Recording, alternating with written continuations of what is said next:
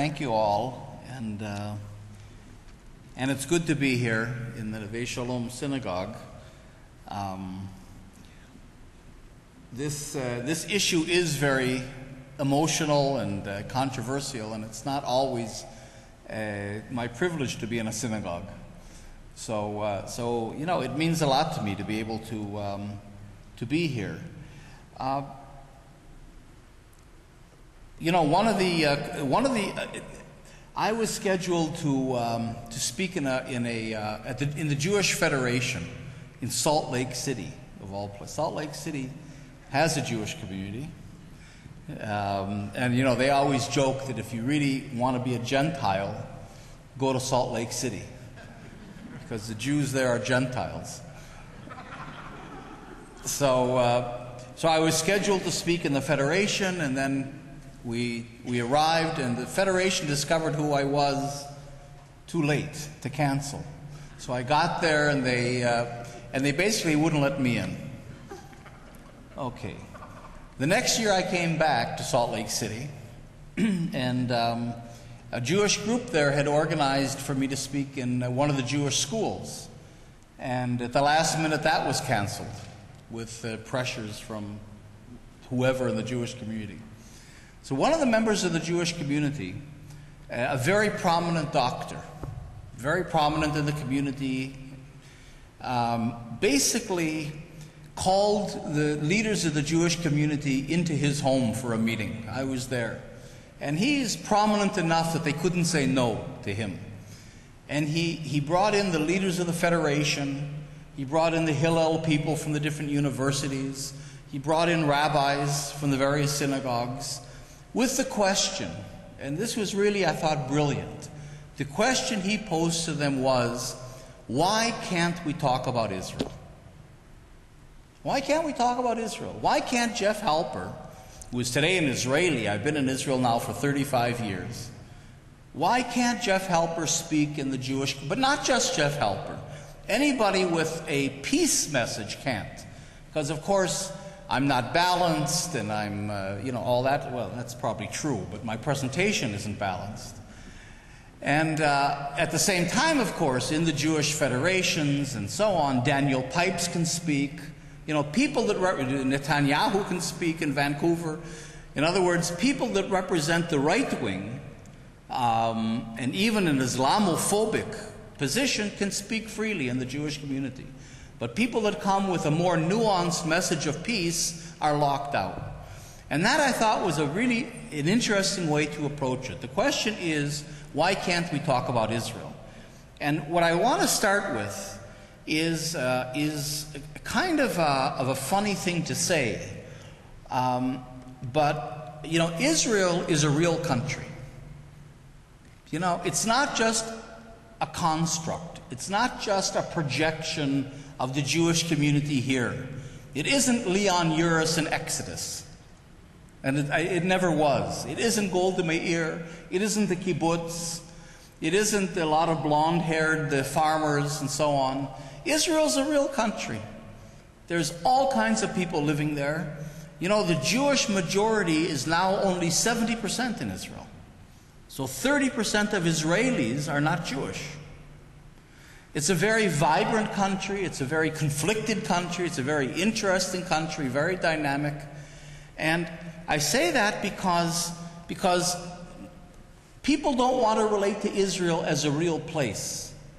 And I think if I can say this, in terms of the Jewish community, I think in a sense one reason why it's very hard to engage with the Jewish community on this issue isn't because of the issue itself. I think most American Jews want peace. They want good for Israel. I don't think they want the settlements. I don't think they want the occupation. I don't think that's the issue. The issue is that Israel and Zionism did a real disservice to the Jewish people, I think. And that is, you know, in the Holocaust, a lot of the Jewish life of the diaspora was destroyed. And in that kind of a vacuum, Zionism arose as a very strong force.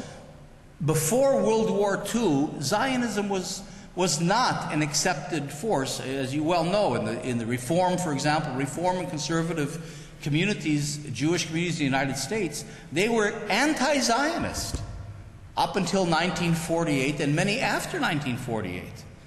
Even in the very beginning, you know, Theodor Herzl, why was the first Zionist Congress in Basel, Switzerland? Because the Jewish community in Zurich wouldn't allow it to be in Zurich. The Jewish community never, ever really supported Zionism. And I would say that until today, 75%, you know, the revolution of Zionism was to redefine the Jewish people as a nation, like the French nation, like the British nation, like the Russians, the Chinese. In other words, nations that have rights of self-determination. And that's the basis of being Israeli. But the vast, vast majority of Jews never went there. You know, only 1% of American Jews ever went to Israel, moved to Israel. As a matter of fact, before this birthright program, where we have to bring young people to Israel for free, or else they won't come, 85% of American Jews had never visited Israel. In other words, there's a very interesting paradox here that the real country of Israel is not of great interest to American Jews, or even to Jews outside. In some ways, it is a foreign country. But at the same time, I think what happened with the destruction of European Jewry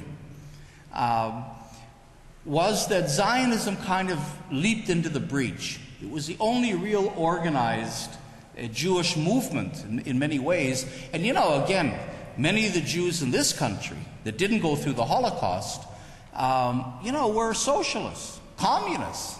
I mean, without the Jews, there wouldn't have been a communist party, probably here or anywhere else in the world. You know, and then after World War II, and especially in the 50s with the rise of McCarthyism and so on, that whole Jewish leftist tradition was also suppressed. So you had the suppression of the Jewish world of Europe, or the destruction of the Jewish world of Europe, and the suppression of one of the major expressions of Jewish social conscience in the West, and in the United States in particular, which was socialism and communism and radical social movements. And so Zionism kind of filled that breach. But Zionism, one part of Zionism, there's an element of Zionism that's what's called the negation of the exile. In other words, Jews that live in this country, including my parents, for example, I don't think see themselves as living in exile. My parents are living in a diaspora, maybe, but they're Americans. And they're American Jews. And they're proud of being Jewish and so on. And Judaism has different expressions, but they're Americans. But what Israel told Jews in the diaspora was, your life is ephemeral in the exile. You're living in other people's countries. Your life has no meaning whatsoever outside of Israel.